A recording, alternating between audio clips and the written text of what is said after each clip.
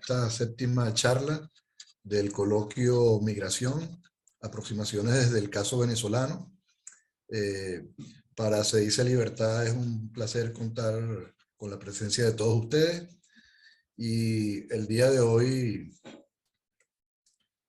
vamos a tener una jornada muy filosófica, celebrando un poco el Día Mundial de la Filosofía que se celebró ayer. Entonces vamos a tener la presencia de dos expertos en el tema de filosofía política, y bueno, y son miembros de Giroscopio, y creo que va a ser una jornada interesante para ver la perspectiva filosófica.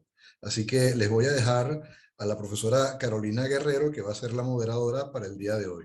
Así que Carolina, todo tuyo el micrófono. Ok. Buenas tardes. En nombre de Giroscopio expreso nuestro agradecimiento a todos ustedes y a Se Dice Libertad por apoyar este espacio de debate y difusión. Desde los espacios de la Universidad Simón Bolívar, aquí en Caracas, en Sartenejas, tengo el honor de presentar las dos conferencias de esta tarde que abordan el problema de la migración desde la mirada filosófica. En primer lugar, escucharemos la conferencia El derecho de los migrantes, una aproximación desde Hannah Arendt, a cargo del profesor Carlos Kohn. Carlos Kohn es profesor jubilado del Instituto de Filosofía de la Universidad Central de Venezuela, licenciado en Políticas Públicas y licenciado en Magíster en Historia General por la Universidad Hebrea de Jerusalén, con estudios doctorales en el London School of Economics and Political Science. Autor de publicaciones sobre temas de ética y filosofía política y sobre problemas de historia y epistemología de las ciencias sociales. Conferencista invitado por prestigiosas universidades de Estados Unidos, Europa y América Latina. Es miembro de la Asociación Iberoamericana de Filosofía Política, venezolano, actualmente residenciado en Panamá. Seguidamente escucharemos la conferencia Dilemas de la Ciudadanía Global, presentada por el profesor Omar Astorga. Omar Astorga es profesor titular de la Universidad Central de Venezuela, doctor en filosofía por la Universidad Simón Bolívar. Ha sido visiting scholar en las universidades de Columbia, Oxford, Padua, entre otras. Entre sus publicaciones destaca El pensamiento político moderno, Hobbes, Locke y Kant, texto que fue ganador del Premio Bienal APU-SB al libro universitario. También es autor de libros como La institución imaginaria de Leviatán, Ensayos de filosofía política y cultura, ensayos sobre Descartes, Spinoza, Hobbes, Rousseau, Kant, Habermas, Bobbio y Paz. Coordinó recientemente un monográfico sobre Octavio Paz para la revista Araucaria. Fue director de la Escuela de Filosofía y coordinador central del posgrado de la Universidad Central de Venezuela. Recibió en 2 oportunidades el Premio a la Investigación Filosófica Federico Riu por su ensayo sobre la filosofía Spinoza en 1993 y por su ensayo sobre la filosofía de Octavio Paz en el año 2004. Es asesor y colaborador en instituciones de educación superior. Venezolano, está residenciado actualmente en España. Comencemos entonces nuestra sesión de hoy con la conferencia del profesor Carlos Kohn, titulada El derecho de los migrantes, una aproximación desde Hannah Arendt. Profesor Carlos Kohn, lo escuchamos. Muchas gracias a todos. Muchas gracias por la invitación y por permitir difundir el pensamiento de Arendt, que considero muy actual. Para no extenderme más allá del tiempo que nos han adjudicado, voy a leer la ponencia, la cual he decidido dividir en 3 incisos. ¿Por qué esta pensadora?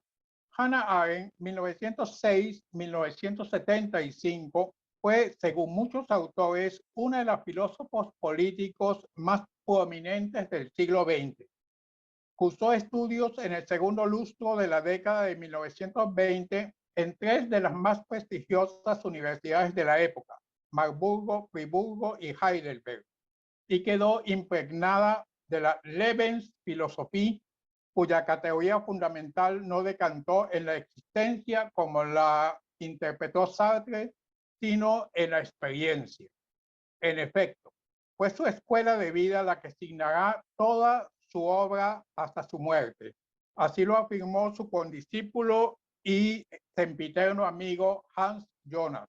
Cito: Hannah Arendt pensó la condición del hombre contemporáneo a través de la comprensión de su propia existencia, de su propia experiencia como, cito, pasajera del barco del siglo XX, testigo y víctima de sus violentas sacudidas. Pide la cita.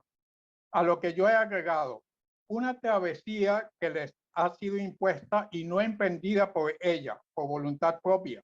Y fue probablemente por ese hecho, es decir, por haber vivenciado la condición de paria, sufrida como excluida y por sus posiciones críticas irreverentes, lo que le permitió obtener y alcanzar una comprensión sui generis de lo que significa vivir en y con el mundo después de Auschwitz, en especial cuando las razones que produjeron la terrible novedad del totalitarismo no han desaparecido del escenario político actual. Fin de la cita. Estas referencias son importantes porque por ser judía, ya en el año 1933, a las pocas semanas de haber subido Hitler al poder, fue confinada en su propia casa y vigilada por un agente de la policía criminal cuya confianza se ganó y, habiendo sido una fumadora empedernida, lo envió al kiosco de la esquina a comprar cigarrillos para ella y para él. Desliz que aprovechó para fugarse y así comenzó su primer periplo migratorio que la llevó clandestinamente a Praga, Ginebra y finalmente a París. En 1937, los nazis le quitaron la nacionalidad y desde entonces hasta 1951 ella se consideró desplazada, no refugiada, ya veremos por qué, es decir, apátrida y ciudadana del mundo.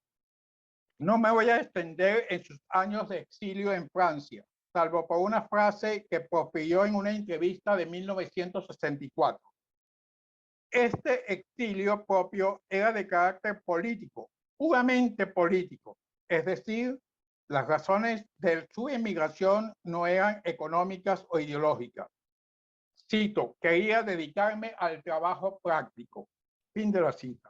Por práctico, Arendt se refería a la labor desinteresada en la que colaboró con instituciones que se dedicaban al auxilio de los refugiados, sobre todo niños y desamparados. Recomiendo a los interesados la excelente biografía de más de 600 páginas que escribió Elizabeth Young Bull. En inglés se titula Hannah Arendt for the Love of the World, sobre sus hazañas e itinerario intelectual. Pero sí describiré en algún detalle una experiencia que la marcó de por vida, tal como ella misma lo señaló en varias oportunidades.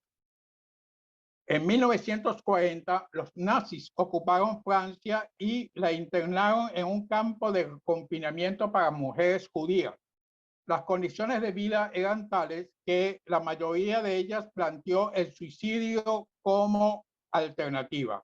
Arendt las convenció de no hacerlo para poder explicarle al mundo el proceder totalitario, si logran ser liberadas. Como en su fuga de Berlín, ella se aprovechó de un descuido de la directora del campo. Se firmó un salvoconducto y huyó, para luego buscar a su marido, que fue internado en otro campo de hombres enemigos del régimen. Lo encontró y juntos se escabulleron por casi 6 meses por los Pirineos franceses antes de cruzar camufladamente la frontera hacia España para dirigirse a Lisboa y tomar en 1941 el barco que la llevaría a Nueva York, su exilio definitivo. Sin embargo, los americanos no le otorgaron la ciudadanía por espacio de 10 años. Y al contrario que sus coterráneos y también filósofos Theodor Adorno y Herbert Marcuse, Arendt en esa década estuvo siempre bajo la sospecha del FBI de ser una espía soviética, sobre todo porque su segundo marido era un intelectual afín al marxismo. Paso al segundo punto. El concepto de refugiado, al que calificó utilizando la frase de Bertolt Brecht, un mensajero de infortunios. Antes de entrar en materia, invito a la lectura del artículo Nosotros los refugiados, publicados en enero de 1943 en la revista Judeo-Americana, de Menorah Journal, volumen 31. Ya ha sido traducido y publicado en español por varias editoriales. Una que recomiendo es una recopilación de ensayos de Arendt bajo el título Tiempos Presentes, Barcelona, editorial Gediza, 2002. Me permitiré citar unos pasajes de comienzos del referido ensayo para luego describir grosso modo su sugestiva visión política sobre el tema. Cito a Arendt. Ante todo, no nos gusta que nos llamen refugiados. Nosotros mismos nos calificamos de recién llegados o inmigrantes. Hasta ahora se consideraba refugiado a aquel que se veía obligado a buscar refugio por sus actos o ideas políticas.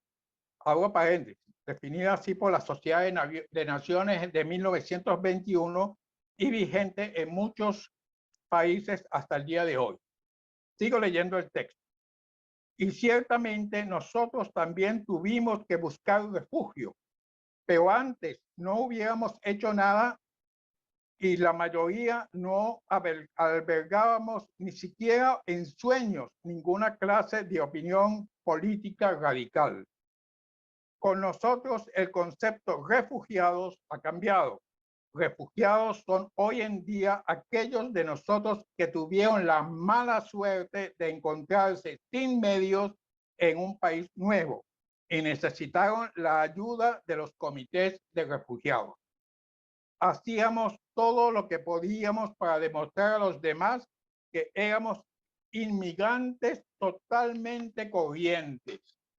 Explicábamos que habíamos tomado voluntariamente el camino hacia un país de nuestra elección y negábamos que nuestra situación tuviera nada que ver con los problemas que estaban sucediendo en el país de origen.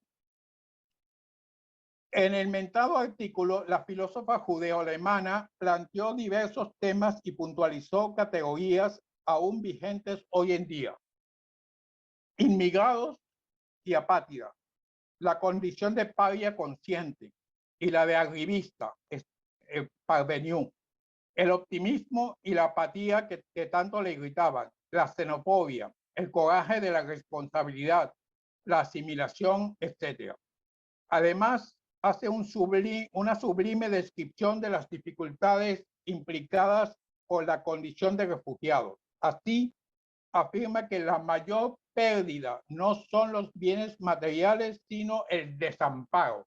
Cito, al perder nuestro hogar, perdimos nuestra familiaridad con la vida cotidiana. Al perder nuestra profesión, perdimos nuestra confianza en ser de manera útiles al mundo. Fin de la cita. Ser emigrante significaba abandonar la seguridad que otorga un paisaje reconocido, las reacciones naturales de la gente que nos rodea, la expresión de los sentimientos. Todo eso lo han perdido, pero queda, dice Arendt, afirma y exhorta, la memoria. No nos está permitido olvidar, alerta Arendt con vehemencia. Es el mejor antídoto contra la asimilación voluntaria o forzosa de los refugiados en los países de su adopción y proclama como un derecho de primera generación junto a la vida y a la libertad la defensa de la identidad personal y cultural de los ciudadanos e inmigrantes por más minoritarios que fueran. La consecuencia deviene, según ella, en un fuerte incremento del odio mutuo y de la perfidia de todos contra todos los demás. un rumor existencial hacia el ser de los otros, un rencor existencial hacia el ser de los otros, causados por una mezcla intensa de envidia y sentimientos de humillación e impotencia. Esa crueldad, como diría Judith Clark, a medida que intensifica, mina la libertad política y gesta un giro hacia el autoritarismo y formas tóxicas de miedo y chauvinismo.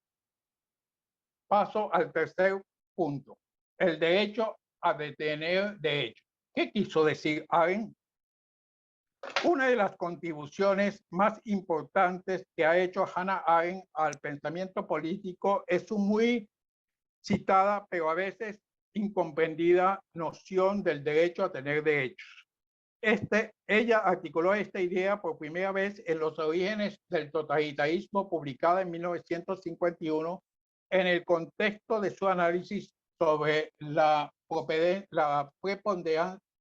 preponderancia del Estado-Nación, aunque su aproximación siempre estuvo teñida por su experiencia como apátrida. A su juicio, la solución final en los campos de exterminio ocurrió porque la noción de derechos humanos universales estaba ontológicamente invalidada y devino políticamente inoperante. Los derechos, afirmaba ella, dependían de los caprichos del reino de la violencia. Más aún, de cierta guisa, toda la obra de Arendt puede leerse como un intento de fundamentar desde su concepción de la libertad política dichos derechos. En este apartado de la ponencia, intento aclarar en primer lugar que el derecho a tener derechos tiene que ver con el empoderamiento de esta potestad como resultado de la acción política de los excluidos en su condición de sujetos con iguales derechos ante la ley. Y en segundo lugar, afirmo que Hannah Arendt tiene razón cuando argumentaba que el derecho a tener derechos es un derecho político que se conquista con el fin de que todos los ciudadanos nativos e inmigrantes practiquen su libertad para contribuir de manera significativa con la red pública. La filósofa judeo-alemana comienza argumentando que fue la modernidad, como consecuencia del auge de lo social y del advenimiento de la economía de mercado, que se difuminó la clásica separación entre la esfera privada y la esfera pública, sustituyéndola por una gestión estatal nacional que se arrogó la tarea de normalizar las relaciones sociales civiles de los ciudadanos por medio de leyes universales procedimentales. La proliferación de las mismas y su cada vez mayor nivel de abstracción acabaron por reducir los seres humanos a la condición de aislamiento propia del animal laboral, de restringir la vida cotidiana a los confines de la sociedad civil en el sentido hegeliano, en el cual impera siempre el egoísmo, la competencia y los conflictos entre los distintos acontecimientos, distintos estamentos. Empero, muy pronto el Estado moderno fue perdiendo su capacidad de night watchman de los derechos supuestamente igualitarios para todos los habitantes de la nación y se convirtió en un instrumento discrecional de los derechos de las minorías, vistas como diferentes, por no decir como enemigas. Así, por ejemplo, Arendt inquiere en la citada obra ¿en qué legislación aparece alguna ley que le otorgue el derecho a la desobediencia civil a los excluidos? ¿Qué derechos tienen los parias, los desplazados, los inmigrantes que se refugian en países con otras lenguas y culturas? La respuesta negativa de la autora no significa otra cosa que su denodado reclamo al uso arbitrario de la violencia por parte de los representantes de los poderes estatales en contra de los distintos, contraviniendo las propias leyes de sus constituciones. Para nuestra autora, los apátridas y los miles de millones de migrantes desplazados que como consecuencia de las guerras y de la violencia interétnica entre otras causas, han sido determinadas, han sido desterrados hacia otros países no muy solidarios, sino constreñidos por diversas razones a darles un permiso de residencia temporal. Viven en una situación de indefinición, ejemplo, los inmigrantes ilegales en USA, en Estados Unidos, que carecen no solo de derechos ciudadanos, sino también de la libre circulación. Superfluos tanto ante el Estado Nacional que los había submarginado como en lo que han conseguido refugio a duras penas. Por lo tanto, la recuperación de sus derechos civiles, el reconocimiento de su dignidad y la posibilidad de convivencia se encontrarían sujetas a la buena voluntad o a la caridad de los usufructuarios del poder y de sus vecinos, de forma tal que han sido desposeídos de su condición humana y por lo tanto expuestos con total impunidad a cualquier brote de violencia contra ellos. Inspirada por El corazón de las tinieblas de Joseph Conrad, Arendt sugiere que esta violencia originaria acecha contra un fantasma sobre el espacio público, ya que aún continúa perpetrándose la intolerancia en nombre de la gobernabilidad política, como aquella indeseable presencia de los desplazados a los que se les ha negado los derechos básicos dentro de las fronteras nacionales de un país dado. Su análisis del fenómeno de la xenofobia en la era moderna sugiere que esta violencia es tan consustancial con la política de los países occidentales actuales que la mayoría de sus habitantes busca la asimilación total sin escatimar medios coercitivos para ello de las minorías de la cultura dominante y reduce a los refugiados a su mera existencia, a tal punto que puede generar las condiciones, si lo desea, para expulsarlos de las fronteras del Estado-Nación, como lo está haciendo Chile, por ejemplo, con los venezolanos. Por otra parte, los inmigrantes pasan a ser vistos como peligrosos porque pueden oponerse a la disolución, a su disolución como entidad etnocultural minoritaria, resistirse a la asimilación dentro de la cultura dominante o incluso clamar por soluciones irredentistas como la autodeterminación nacional. Este argumento fue y sigue siendo un excelente pretexto similar al que utilizó la propaganda fascista para lograr galvanizar a las masas con el fin de que no duden en aplicar la violencia y el terror contra tales minorías para erradicarlas.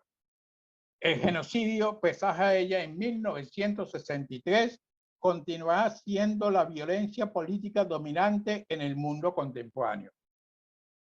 Según Arendt, fueron las rebeliones, las guerras y las manifestaciones de violencia entre los diferentes grupos los que finalmente sentaron las bases, por un lado, para la formulación de tratados internacionales, no siempre aceptados voluntariamente por parte de los involucrados, especialmente los vencidos, con el fin de resolver los más agobiantes e históricos conflictos entre diferentes etnias y otros grupos nacionales habitantes de países con fronteras compartidas, y por el otro, al no resolverse estas disputas, se incrementaron los instrumentos de control institucional por parte de la élite dominante, y con ello brotó con mayor violencia aún la violencia interétnica e interreligiosa, al extremo de que los apátridas y desplazados comenzaron a perder los pocos derechos humanos que les quedaban, hasta el punto que fueron sometidos frecuentemente a todo tipo de vejaciones y atropellos ante los ojos cerrados del Estado, pues ningún gobierno sintió la obligación de defenderlo. Como corolario, los inmigrantes, para poder salvaguardar sus derechos humanos básicos, debían someterse a las leyes dictadas por los gobernantes de turno y resignarse a no oponerse a cualquier brote de violencia en su contra por parte de los sectores de población autóctona, fraguándose así la condición de paria, la cual los despojaba no solo de sus derechos ciudadanos, sino también de sus derechos humanos. Pero no solo los excluidos estaban fuera de la protección de la ley, enajenados de la esfera pública, desarraigados del oikos, del entramado familiar y laboral en el que habían nacido y crecido, sino que incluso fueron privados de su estatus civil, despojados de cualquier vestigio de dignidad. Esta desgracia no es inédita. Lo novedoso fue la imposibilidad de establecer un nuevo hogar, de encontrar una sociedad que los acoja en su seno. Tal desprecio no se planteó como un problema de competencia en su territorio, sino por la falta de una organización política que los proteja de la disidia por parte del Estado para asegurar el respeto entre ciudadanos provenientes de distintas culturas. Paso a concluir. La paradoja que presenta la dicotomía derechos humanos, derechos ciudadanos desde la perspectiva arendtiana surge del hecho de que por más que los habitantes de un país necesiten la protección de un Estado que no los desea en su territorio, no tendrán nunca garantía de que los gobernantes cumplan con los dictámenes de sus propias constituciones con relación al problema de los excluidos. Solo el establecimiento de una comunidad política con cierta autoridad reconocida puede darle algo de resguardo. La filósofa judeo-alemana insiste en que los derechos humanos deben ser asumidos como derechos iguales para todos los ciudadanos, sean nacionales o extranjeros, es decir, como derechos constitucionales reconocidos y puestos en práctica por todos los entes públicos y privados de los estados y entidades supranacionales. Y para que tales derechos civiles adquieran validez y practicidad, es necesario, insiste ella, que sean conquistados por comunidades políticas conformadas a tal fin por la voluntad libre de un grupo de ciudadanos preocupados por su derecho, por su destino, en el contexto de las sociedades multiculturales modernas. De manera que si en el artificio político de la ciudadanía el inmigrante sería solo un individuo sin derechos y sin deberes, un animal laborans, o a lo sumo un ser marginal perteneciente a un grupo humano desarraigado y vilipendiado que al carecer del estatus ciudadano y del derecho a tener derecho puede terminar convertido en alguien superfluo para la sociedad y por lo tanto alguien prescindible e incluso a quien se le puede asesinar impunemente. Ya Agamben ha trabajado durante años este tema. ¿Qué pueden y deben hacer las democracias occidentales para impedir la crueldad entre nativos e inmigrantes y garantizar los derechos humanos de todos los ciudadanos? Hannah Arendt no tiene duda.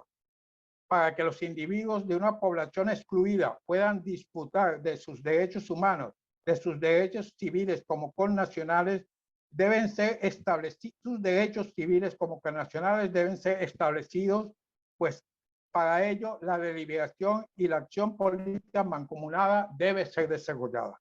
El derecho a tener derechos solo puede asentarse en una comunidad política en la que los ciudadanos no lo son por condiciones de nacimiento o pertenencia a una mayoría nacional.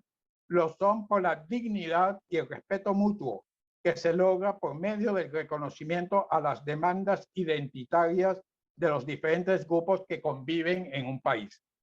Cabe alertar, sin embargo, que tal reconocimiento por sí solo no crea los recursos de la libertad, sino ni tampoco una natural disposición a la solidaridad, pero al menos brega por trasladar su carácter de exigencia al propio ordenamiento jurídico, a la educación cívica y a la comunicabilidad. Muchas gracias.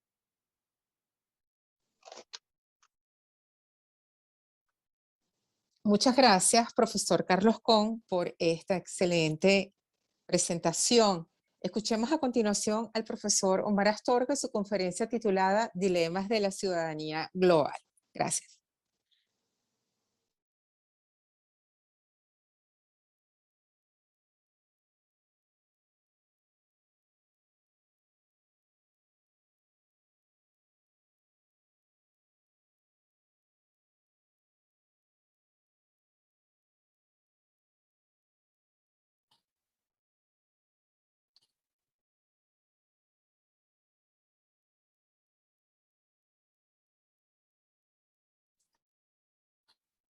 Buenas tardes,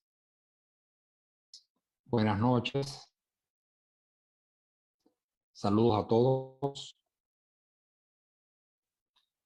El título de mi ponencia es Dilemas de la ciudadanía global. El cosmopolitismo sigue teniendo diversos seguidores que han puesto de relieve los múltiples retos que encierra la diversidad cultural entre las personas y los pueblos. Y si se toma en cuenta la experiencia histórica de la migración en sus múltiples manifestaciones, sobre todo las más recientes, se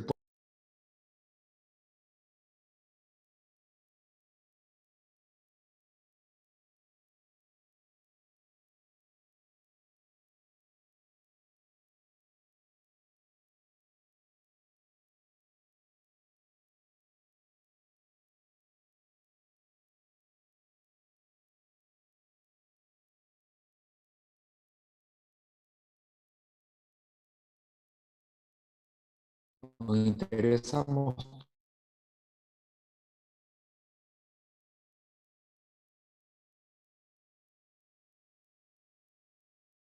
la radicalidad de sus reflexiones antropológicas, en buena medida ignoradas por diversos intérpretes. Por otro lado, nos interesa llamar la atención sobre las reflexiones no menos radicales que ha hecho recientemente el pensador italiano Luigi Ferri sobre el fenómeno de la migración, donde revaloriza el derecho de los migrantes en el marco de un proyecto de intenciones cosmopolitas. Ferrajoli tiene sobre Kant la ventaja de haber conocido la historia del cosmopolitismo y a su vez las formas extremas de las migraciones recientes. Quizás tiene la desventaja de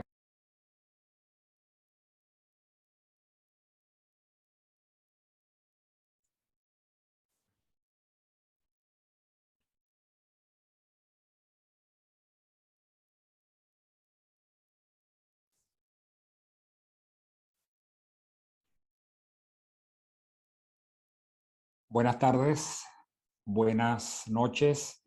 Teníamos el video pregrabado por si había problemas de conexión, pero veo que es preferible pues leer en vivo la ponencia de modo que se pueda escuchar mejor. No sé si me están escuchando bien. Voy entonces a pasar a leer la ponencia cuyo título es Dilemas de la ciudadanía global. El cosmopolitismo sigue teniendo diversos seguidores que han puesto de relieve los múltiples retos que encierra la diversidad cultural entre las personas y los pueblos. Y si se toma en cuenta la experiencia histórica de la migración en sus múltiples manifestaciones, sobre todo las más recientes, se pueden apreciar mejor los dilemas que se han de enfrentar. ¿Cuáles son esos dilemas y cómo es posible abordarlos? Proponemos una aproximación a esta interrogante poniendo de relieve dos tipos de reflexión. Por un lado, el clásico abordaje que hizo Immanuel Kant de la posibilidad de legitimar la idea del hombre concebido como ciudadano del mundo. Nos interesa mostrar la radicalidad de sus reflexiones antropológicas, en buena medida ignoradas por diversos intérpretes. Por otro lado, nos interesa llamar la atención sobre las reflexiones no menos radicales que ha hecho recientemente el pensador italiano Luigi Ferrajoli sobre el fenómeno de la migración, donde revaloriza el derecho de los migrantes en el marco de un proyecto de intenciones cosmopolitas. Ferrajoli tiene sobre Kant la ventaja de haber conocido la historia del cosmopolitismo y a su vez las formas extremas de las migraciones recientes. Quizás tiene la desventaja de apostar demasiado a las posibilidades de un proyecto global sustentado en su idea de una constitución de la tierra. Nos interesa, en definitiva, plantear que Kant quizás sigue siendo una fuente de notable utilidad para la interpretación de este problema. Martha Nussbaum y Anthony Appiah han coincidido en recordar que a Diógenes en la antigüedad, cuando le preguntaron por el país al que pertenecía, simplemente dijo: soy ciudadano del mundo. Una afirmación que iba más allá del pensamiento político fundado en la polis y que anunciaba la idea de la ciudadanía más allá del Estado.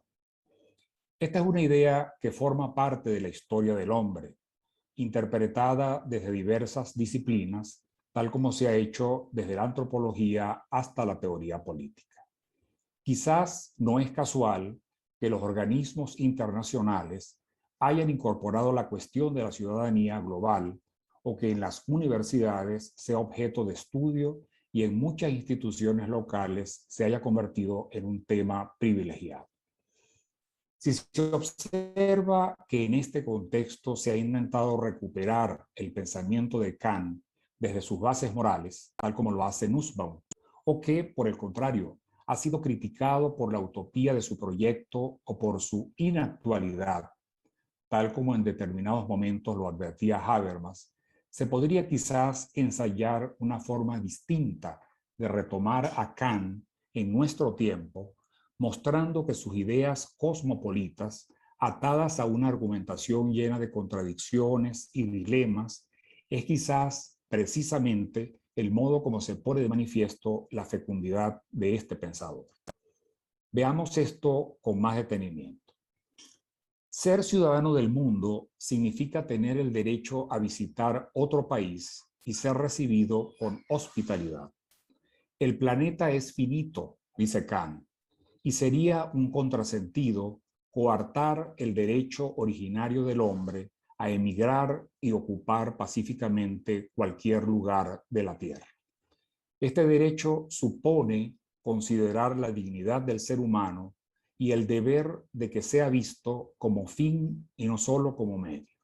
Su puesta en práctica supone entonces el reconocimiento ontológico del otro.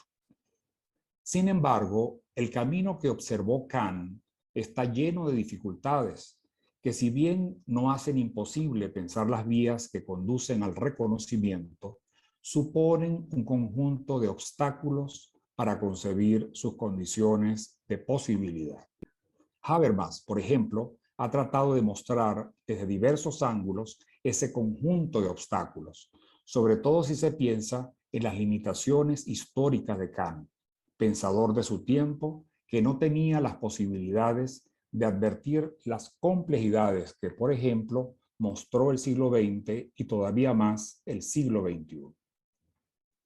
Si esto es así, se podría también afirmar que Kant, a pesar de su robusto andamiaje filosófico, no hizo más que ofrecer como válida una idea que ya contaba con una larga historia, pero que en la época contemporánea reveló sus limitaciones y tan solo permanece, digámoslo así, como una ilusión ilustrada.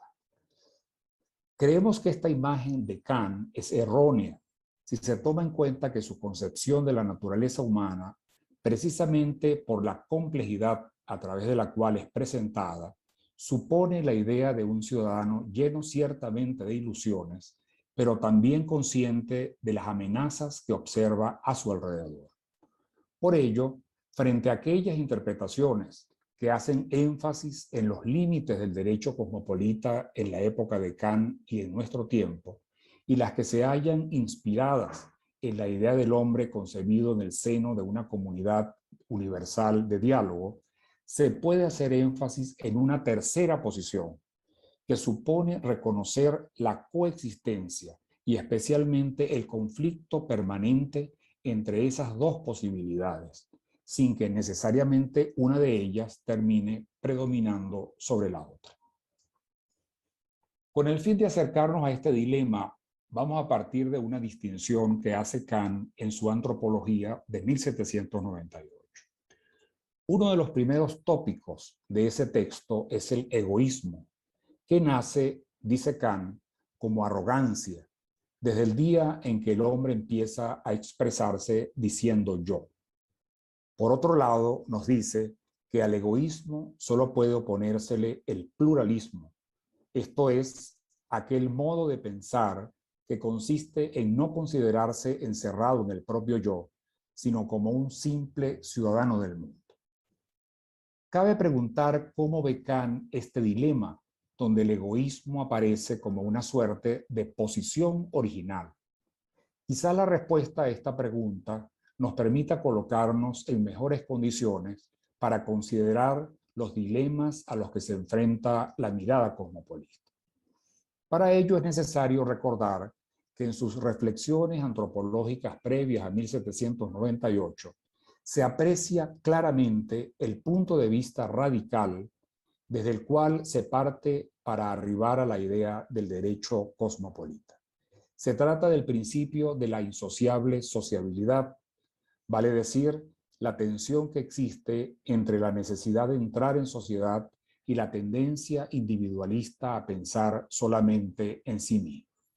Valga recordar el pasaje donde Kant destaca la incompatibilidad, la vanidad maliciosamente porfiadora, el afán insaciable de poseer o de mandar.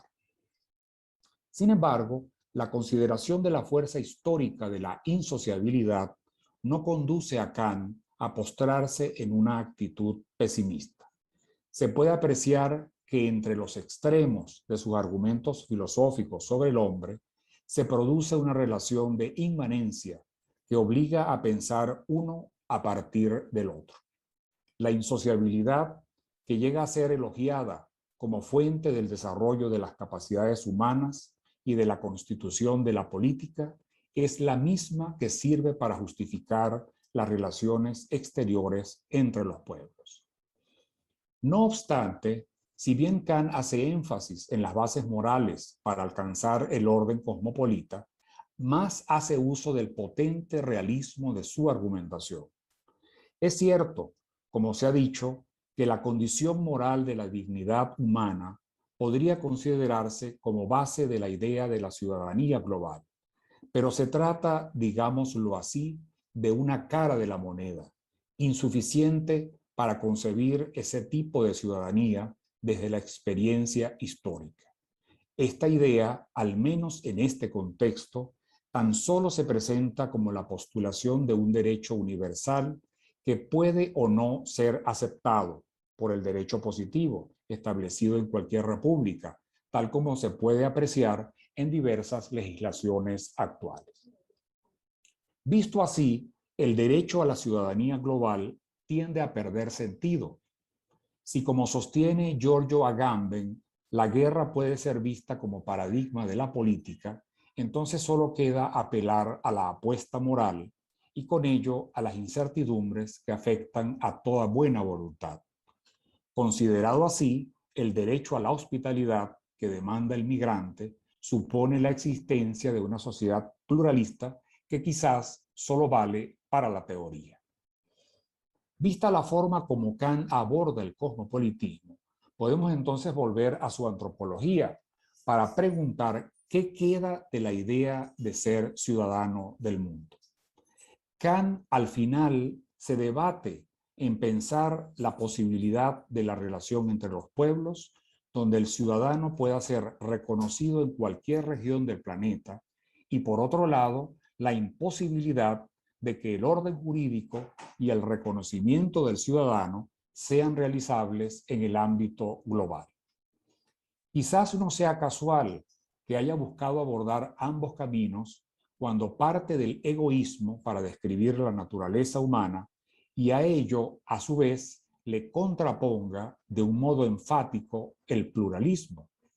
Pensador de su tiempo, Kant se hallaba en una encrucijada no muy lejana ni distinta de las que atraviesa el mundo de hoy, pues logra mostrar que la especie humana se mueve a través de una constante lucha entre tendencias históricas y apuestas morales que siguen interpelando la idea de una ciudadanía global. Consideremos este dilema desde una mirada más cercana a los problemas que afectan hoy a los ciudadanos en un marco histórico cada vez más complejo, determinado, por ejemplo, por el fenómeno de la migración. Si nos acercamos a la obra de Luigi Ferrajoli, admirador de Kant, encontramos que en sus textos más recientes ha planteado un tipo radical de cosmopolitismo que va desde sus reflexiones sobre la constitución más allá del Estado hasta la reivindicación más reciente de los derechos fundamentales de los migrantes. Ciertamente, la migración es un fenómeno global que comienza con la historia misma de la humanidad, desarrollado bajo diversas formas de movilidad de los pueblos y a su vez de reacción de las sociedades que han recibido a los migrantes. ¿Qué novedades observa Ferrajoli en esta historia? Por un lado, este pensador llama la atención sobre la existencia actual de la migración súbita y masiva. Basta recordar tan solo los casos de Siria y Venezuela, uno afectando especialmente a Europa y el otro a América Latina.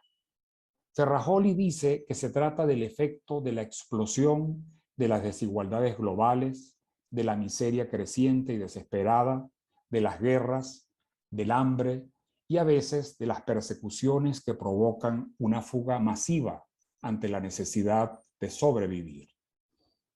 ¿Cuál es su propuesta? Apelar a un derecho que ya había sido desarrollado en la época moderna. Ferrajoli se refiere al ius migrandi, invocado por Francisco de Vitoria como un derecho natural y universal.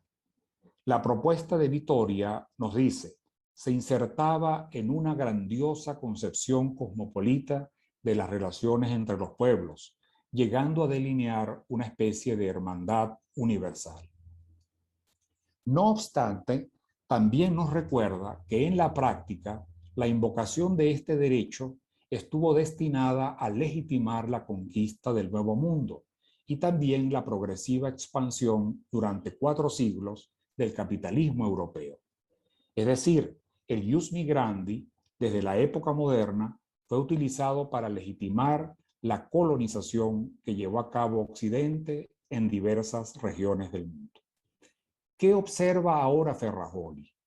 Que la dirección que ha tomado el ius migrandi desde el siglo XX ha ido sobre todo por la vía de los hechos en la dirección contraria, es decir, la de los habitantes de los países colonizados emigrando y buscando ser reconocidos por otros países que ofrecen mejores condiciones de vida. Se trata de una experiencia que ha sido advertida por diversos organismos internacionales, pero sin que se haya avanzado en su reconocimiento más allá de los informes y las declaraciones. Ferrajoli observa que la migración tiende a ser cada vez más irregular y es tratada como un fenómeno clandestino, que en muchos casos suele ser llevado al ámbito penal. Su señalamiento apunta sobre todo a la cuestión de que el tratamiento punitivo de la migración interpela las bases morales y jurídicas de la democracia liberal, justificada en la igualdad, la solidaridad y el reconocimiento de los derechos fundamentales. Que diversos organismos internacionales se hayan planteado el problema de la inclusión tomando como base la diversidad cultural producida por el fenómeno de la migración es una muestra de que se trata de un problema histórico quizás indetenible. Ferrajoli insiste sobre todo en que los clásicos valores liberales de la igualdad y la dignidad de las personas han sido desplazados por las fronteras cerradas, por los muros y por las tendencias populistas que han buscado exacerbar la xenofobia y el racismo. Sin embargo, se podría sostener que los países receptores de migrantes no pueden o no han encontrado los medios para asumir la experiencia migratoria masiva, aunque es cierto que los dispositivos de exclusión han llegado a tomar la forma de sanciones penales que hacen del migrante un individuo despojado de su identidad, tal como ha sucedido sobre todo en algunos países de América Latina. Convertido en el otro, tiende en muchos momentos a ser visto como enemigo. De allí que como respuesta a esta tendencia haya surgido la necesidad de que la migración debe seguir siendo vista desde la mirada intercultural asumiendo tanto los consensos como los conflictos que ella supone. El ius migrandi que reivindica Ferrajoli, si bien conserva un notable peso histórico-cultural que puede ser recuperado en nuestro tiempo, necesita estar acompañado de una mirada más amplia. Quizás no por azar, este pensador plantea la necesidad de asumir definitivamente la idea de una constitución más allá del Estado, que en Europa ha tenido idas y venidas, aciertos y desaciertos, que sin embargo puede ser utilizada como una referencia del proyecto de una constitución global. La fórmula propuesta por este pensador puede ciertamente ser atractiva y va más allá de la mera confederación de estados y pueblos que planteaba Kant.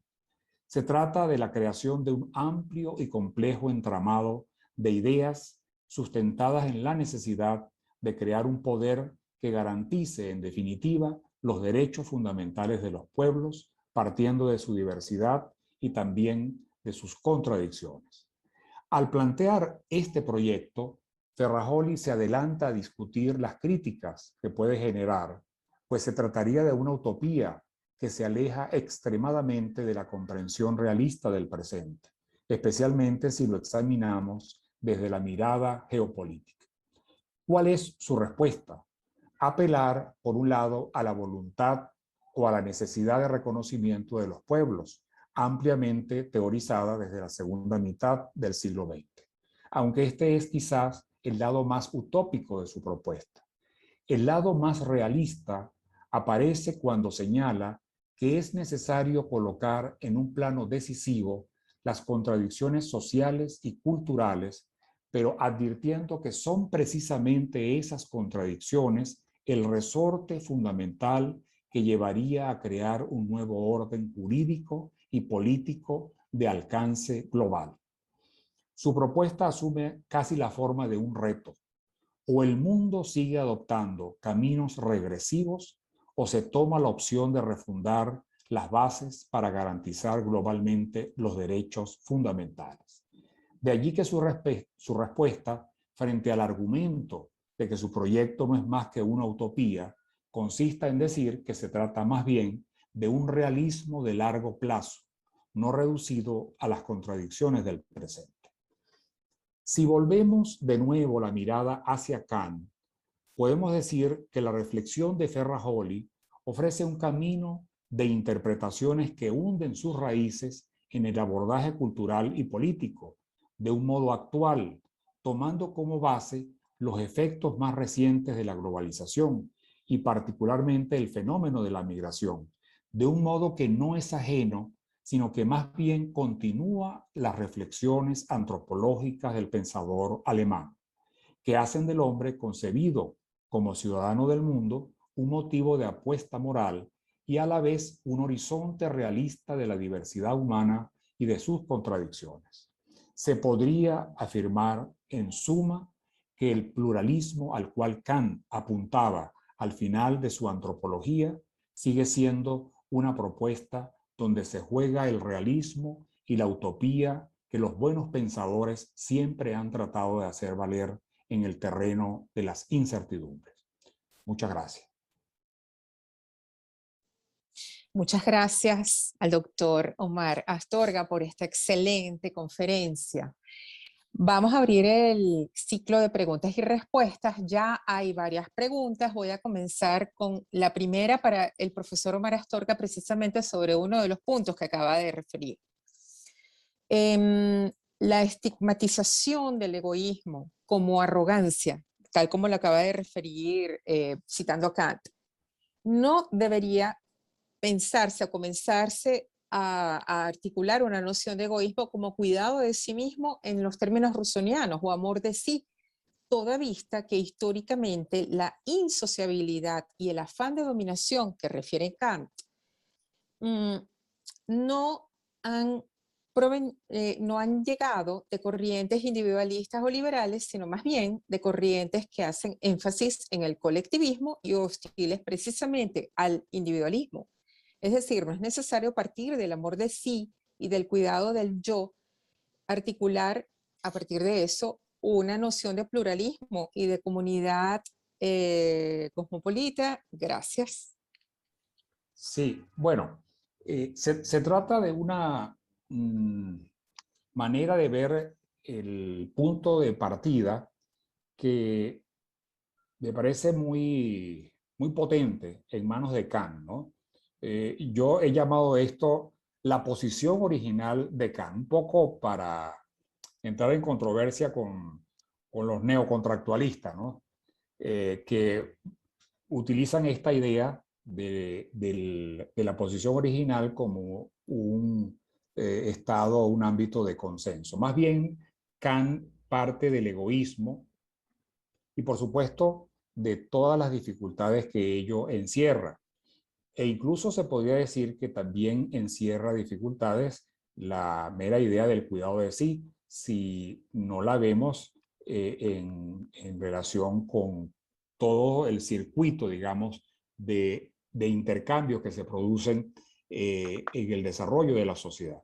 De modo tal que es una idea muy valiosa, muy importante, pero Kant a su vez tenía presente, como se dice allí, eso es en la primera página de su antropología, tenía presente la idea del pluralismo y tenía presente la idea del ciudadano del mundo. Es un término que utiliza en varias ocasiones. De modo que se manejaba, ese es el sentido básico de la ponencia, se manejaba entre esos dos extremos y a su vez tomando en cuenta la complejidad, la diversidad, las contradicciones de la naturaleza humana. Kant no es un simple pensador que podríamos ver desde la lupa moralista, sino que es un intérprete que tiene muy en cuenta la historia, que tiene muy en cuenta lo político para entender al hombre e incluso tiene muy en cuenta la idea de la guerra. Eso es lo que podría decir al respecto, ¿no? Muchísimas gracias, profesor. Una pregunta para el profesor Carlos Kohn.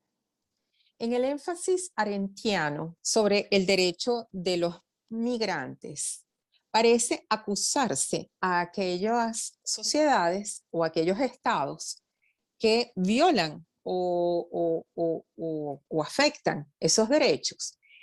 Y esto no termina ocultando el problema nuclear, que es la razón por la cual las personas tienen que huir de sus países. Es decir, no se convierte la reivindicación del derecho de los migrantes en sentido arendtiano en una forma de mentir la verdad, toda vez que oculta el fenómeno, en algunos casos totalitario, por los cuales estas víctimas deben huir y convertirse en migrantes imparias. Gracias, profesor Kohn, lo escuchamos. Sí, bueno, mi opinión es con respecto a que ella no está pensando en una especie de migrante específico, sino que está justamente pensando en un ciudadano que tiene la necesidad de huir por las razones que sean. Entonces, el problema, claro, que ella ve es qué oportunidades tiene cualquier ciudadano que emigra por las razones que sea a otro país o a otros lugares, y que obviamente los nativos de ese país o el Estado o las leyes o la xenofobia de los individuos de esos países, cómo rechazan a ese migrante, sean migrantes en masa o sean migrantes individuales. Entonces, ella está preocupada por los derechos en general del ciudadano, no solamente del migrante, de cualquier ciudadano, incluso el tema del derecho a tener derechos no surge como que alguien haya pensado el tema de los migrantes, sino más bien de los nativos, cuando los imperialistas han ocupado en África el territorio y han convertido a los nativos en simples sujetos superfluos para su disfrute. Entonces, la condición humana la condición de migrante es una condición que está sujeta al problema de si es o no si es o no superfluo, y lo que dice Aben es que tiene que luchar por eso, por sus derechos, para que, justamente para que no sea superfluo, pues no sea discriminado. No sé si eso responde a la pregunta. Ok, gracias, profesor Kohn. Otra pregunta para el profesor Omar Astorga. Kant trató de conciliar cosmopolitismo y federalismo desde una perspectiva republicana. Quedó ¿Podríamos congelada estar... la imagen. ¿Perdón? Sí. Si me escuchan. Una pregunta para el profesor Astorga. Kant trató de conciliar cosmopolitismo y federalismo desde una perspectiva republicana. ¿Podríamos estar frente a un antagonismo disfrazado entre el actual cosmopolitismo y el debilitamiento del Estado-nación? La pregunta la hace el profesor Edgar Blanco. Muchas gracias. Sí, muchas gracias, Edgar. Bueno, creo que Kant trató de seguir una tradición que ya tenía varios siglos, y sobre todo en la época moderna, de pasar de la justificación del Estado liberal, en este caso en sentido republicano, a lo que en la época se llamaba el derecho de gentes y la posibilidad de crear una confederación de estados. Esto se veía como el camino natural y es el que de hecho ha seguido la política contemporánea, con la creación de la Sociedad de Naciones, con la Organización de las Naciones Unidas, etcétera, etcétera. Y bueno, Kant pues sigue el libro, sigue la guía que se ha utilizado en este sentido, pero más allá de la cuestión de las formas políticas, en este caso del republicanismo, yo diría que lo más revelador en su interpretación, su manejo de este asunto, es el hecho de haber visto contradicciones que no son salvables, contradicciones que son insalvables, contradicciones permanentes entre la naturaleza humana, entre las tendencias que el hombre desarrolla de muchas formas que pueden conducir al despotismo, a la guerra, y la búsqueda, por supuesto, también necesaria y fundamental del consenso, la necesidad de mirar al otro como fin en sí mismo. Pero yo creo que lo más significativo es que Kant al final de su vida se da cuenta que se trata de tendencias que no pueden ser vistas como una arropando a la otra, sino que hay que contar con eso. Asumir que el hombre es por naturaleza egoísta y a su vez está inclinado a buscar consensos, a tratar de que se cumplan los derechos fundamentales, etcétera, ¿no? Gracias, profesor Astorga. Otra pregunta para el profesor Carlos Kohn.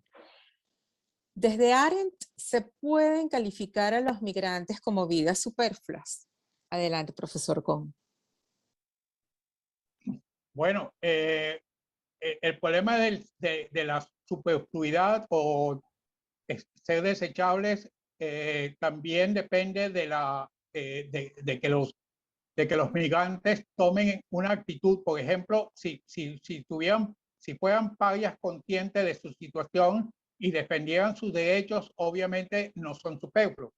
Pero si realmente no están conscientes de su situación como inmigrantes, el Estado y los nativos pueden considerar que esos migrantes son superfluos porque el Estado en donde ellos se han ido tampoco los defiende. Entonces, ¿qué sentido tiene si el Estado nativo de esos migrantes no los defiende y tampoco a donde ellos se dirigen tampoco los defiende? Entonces pueden estar en una situación justamente de ser eliminados o como se quiera llamar, o se les puede obligar a ser parte de una sociedad, de la sociedad a la cual se han ido. para no estar en esta condición de ser eliminados, discriminados o como se quiera llamar, ellos necesitan defender sus derechos y para eso necesitan, según hagan, una comunidad política en la cual ellos defienden su dignidad como ciudadanos diversos, como ciudadanos que tienen su cultura y que están dispuestos a luchar por esos derechos dentro de una sociedad que más bien se ampliaría, se desarrollaría mucho más culturalmente con el aporte cultural o social o lo que sea de esos migrantes a esas sociedades. Mientras ellos no muestren que ellos están dispuestos a construir, a mantener su identidad y a aportar para construir una sociedad multicultural, entonces ellos pudieran ser superfluos. Eso lo decidiría el Estado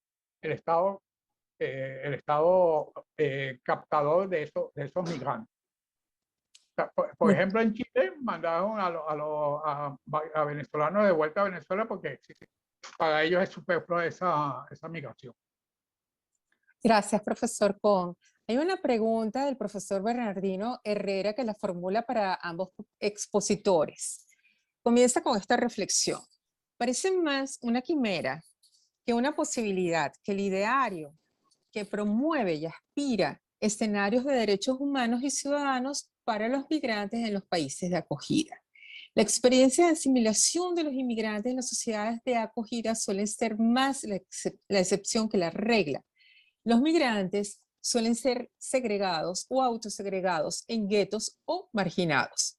Eso ocurre con la inmigración voluntaria y se ha agravado con las migraciones forzadas. De momento no se observa solución a la vista, sobre todo por la multiplicación de conflictos bélicos o regímenes totalitarios que parecen presionar a los habitantes a emigrar.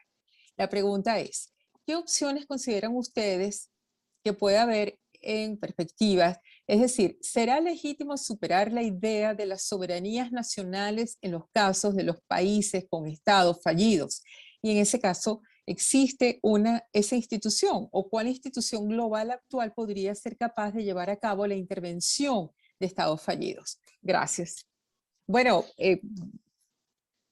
cualquiera de los dos que quiera comenzar con la respuesta a esta pregunta y después el otro expositor. Gracias.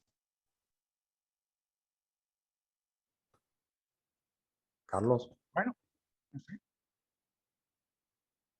Tú o yo.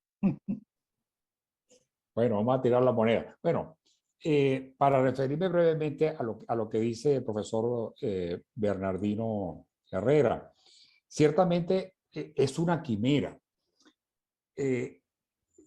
Claro, esto puede verse como una quimera sobre todo por la radicalidad y por los extremos a los que se ha llegado en los últimos tiempos con la migración masiva, con la migración súbita. ¿Qué hacer con tanta gente que está llegando a un país y presumiblemente pues lo va a desbordar a la larga? Pero no hay que olvidar que la migración es un fenómeno histórico, es un fenómeno universal, es una manera como los pueblos tienden a crecer. Digamos que la movilización a lo largo del planeta ha sido una experiencia que no se ha detenido. Hay momentos, digamos, convulsos, hay momentos tranquilos, estables, pero se puede decir que es una experiencia histórica, es una experiencia que es lo que en definitiva ha formado a muchas sociedades. Claro, en los momentos actuales aparece como una quimera, ciertamente, con todas las escalas, digamos, de clasificación que uno pueda manejar sobre los migrantes que son más o menos bien acogidos, los que no son recibidos de la mejor manera, los que son rechazados, los que son expulsados. Y claro, este es un problema que pues coloca las cosas en un terreno muy difícil, muy crudo, y lo peor creo que se podría plantear es que simplemente como se trata de un asunto irresoluble por ahora, entonces vamos a dejarlo que vaya corriendo. O como decía en algún momento alguien, bueno, vamos a esperar que los países sean todos iguales y lleguen a una situación de prosperidad para que entonces pueda observarse cómo se acaba la migración. Bueno, esa creo más bien que es la quimera. Yo creo que es necesario que se tomen medidas, digamos, de alcance global. Esto que plantea Ferrajoli. Ferrajoli dice, bueno, esto lo van a tomar como una quimera, sin nada más la idea de una constituyente. En el caso de un Estado, he visto como algo riesgoso. Mucho más lo sería en el caso del planeta. Imagínense ustedes lo que propone Ferrajoli. Él habla de la constitución de la Tierra. O sea, más quimera no puede ser. Sin embargo, él dice, y me parece que es justo lo que señala, si no pensamos en esto, lo que plantea es pensarlo y ver qué condiciones de posibilidad existen, lo que estamos es concentrando o desplazando o postergando el problema. Y yo lo que busco, dice Ferrajoli, es adelantarme a esa situación que seguramente pues, se va a producir de convulsión, de crisis, sobre todo por las cosas que estamos viviendo en estos momentos con algunos países que tienen una migración muy fuerte, lo que está pasando, por ejemplo, en la frontera con Bielorrusia y tantas experiencias donde se pone en juego, digamos, la vida de los hombres. O sea, no es un asunto, digamos, que pueda simplemente adornar como muchos quieren o como muchos asumen, pues, las pantallas de la televisión o las redes sociales, sino que hay una situación allí muy grave que se repite en muchos casos, en muchas circunstancias. Valga recordar, por ejemplo, la frontera de México, Estados Unidos. Pero bueno, son apenas ejemplos de una situación que, repito, es global y como tal, para terminar, creo que debe tratarse como asunto global. Ok, profesor Carlos Kohn, ¿quiere agregar algo a esta pregunta? Sí, yo simplemente voy a dar el punto de vista de Hannah Arendt. Bueno, obviamente es una interpretación de mi lectura porque no se le está dando a ella la oportunidad de simplemente formular la pregunta a ella y que ella responda. Pero me da la impresión, por la lectura que yo he hecho de Hannah Arendt, es que ella no tiene absolutamente ninguna confianza en los estados nacionales y tampoco tiene confianza en las instituciones internacionales, en las Naciones Unidas o, por ejemplo, en la idea de la Carta de Derechos Humanos de las Naciones Unidas. En ninguna de esas instancias formales tiene Hannah Arendt algún tipo de es optimista o algún tipo de reflexión positiva con respecto a qué se puede hacer con respecto a los migrantes. Ella creo que ha sido bastante clara, bueno, yo he tratado de hacerlo en la ponencia, en que la única manera de construir el derecho a tener derechos es a través de una comunidad política y las comunidades políticas se construyen de abajo hacia arriba. Esto es, son los ciudadanos, pueden ser migrantes o pueden ser nacionales.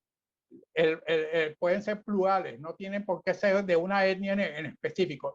Los ciudadanos que están interesados por la problemática, que se constituyan en una comunidad política y le exijan al Estado que no solamente que formule leyes, sino que las cumpla, porque una cosa es que las constituciones establezcan los derechos humanos universales para todo el mundo, y otra cosa es que luego se cumplan esas leyes. Entonces, ella cree en que las comunidades políticas de migrantes y de ciudadanos nativos y de todas las religiones que tengan interés, que tengan voluntad política para configurarse como comunidades políticas, puedan logren, presionen a que los estados y los estados nacionales e internacionales hagan valer esos derechos, pongan en práctica esos derechos, no solamente los formulen, sino que pongan en práctica los derechos para que no haya discriminación entre los pueblos. Gracias, profesor Kohn. Bueno, hay muchas preguntas. Por el tiempo que nos queda, voy a leer las últimas dos y las otras las vamos a hacer llegar a los ponentes para que puedan integrarlas a la versión escrita de estas conferencias que van a ser publicadas por Giroscopio. Voy a integrar esta, y es para los dos profesores. La profesora Marta de la Vega plantea: ¿qué perspectivas ven para contrarrestar la tendencia totalitaria desde los propios estados, creciente cada vez más en nuestro hemisferio, es decir, en América Latina y en la misma Europa, en un mundo con sociedades cada vez más cerradas y egoístas, a pesar del cosmopolitismo globalizador, cuando se nos angostan las posibilidades de estabilidad y de nuevos arraigos a quienes han sido forzados al exilio y a emigrar? Y esta vamos a juntarla con la pregunta que plantea la profesora Luz Marina Rivas. Ella dice: esperamos de los países receptores, de los migrantes, una actitud pluralista, pero cuando los refugiados migran contra su voluntad, no se sienten ciudadanos del mundo. ¿Cómo lograr el equilibrio entre la memoria de su cultura y la apertura a la cultura ajena? Gracias, profesora. Vamos a escucharlo. Bueno, esta vez, si quiere, el profesor Carlos Con, comience usted y luego el profesor Astorga.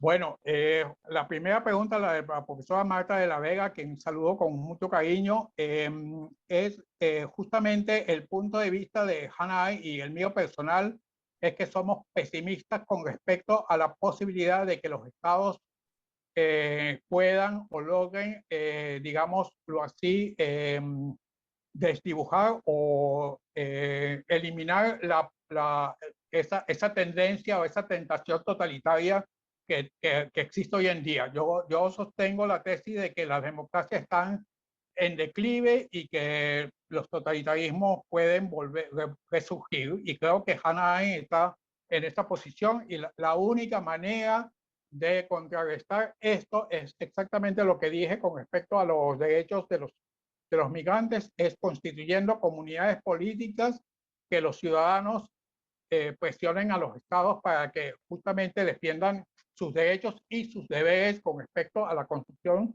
y al desarrollo de la red pública. Con respecto a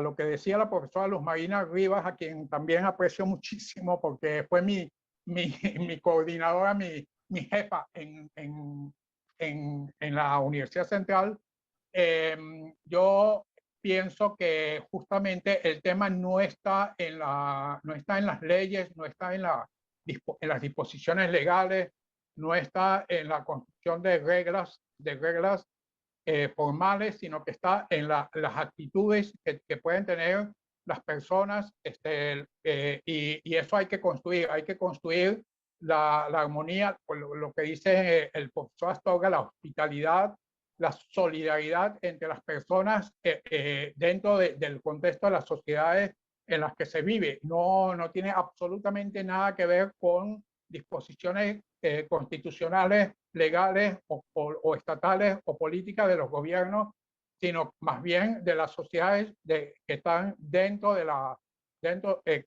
sociedades multiculturales, multinacionales, que simplemente entre sí se reconozcan, se responsabilicen unos por los otros, se solidaricen y que haya hospitalidad. La única manera de hacerlo es construir, obviamente, relaciones interpersonales entre estos grupos sociales y crear comunidades políticas. Y simplemente no veo otra opción a esta solución. Muchas gracias, profesor Con. Profesor Astorga, lo escuchamos. Sí, bueno, un saludo de verdad muy, muy cariñoso a las profesoras Marta de la Vega y Luz Marina Rivas, ambas muy cercanas a Giroscopio. Y bueno, Luz Marina, que ha estado con nosotros en este ciclo sobre la migración.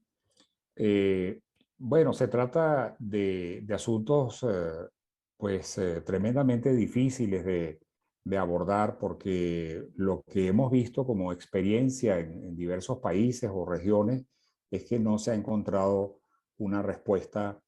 Y quizás uno por la crisis tan grave que ha existido con este fenómeno, con estos sucesos, digamos, de expulsión, de discriminación, de xenofobia que se han producido en muchos países, pues entonces, claro, tiende a desesperarse porque no solamente uno lo observa, sino que lo ha vivido en carne propia.